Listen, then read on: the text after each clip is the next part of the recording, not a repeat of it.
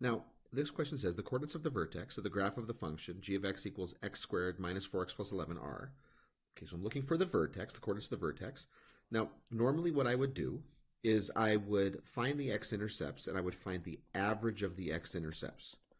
And so I would plug this in, but I'm going to find right away that factoring this is going to be a little bit tough, and I'm going to find that I actually, if I use the quadratic formula, I'm going to get a negative discriminator. We're going to get a negative underneath the square root because it turns out there are no real roots here.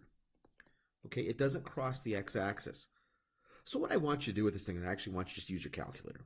Okay, I want you to plot this. I want you to go y1 is equal to x squared minus 4x plus 11. And you're going to look at your graph. And you're going to get something that looks like this showing up here.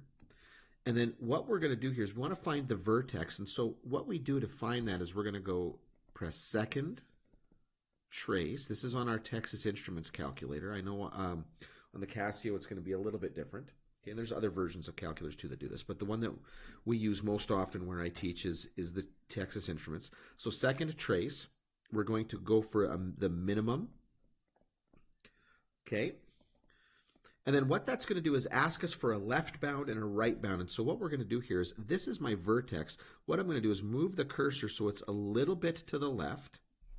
Press enter. And it's going to put this dotted line there with this little triangle up top here.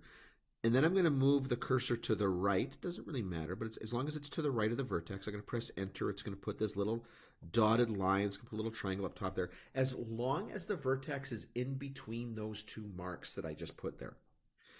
Then it's going to ask for a guess. You press enter to go past the guess, and boom, wait a moment, and it'll tell you that the vertex is the point 27.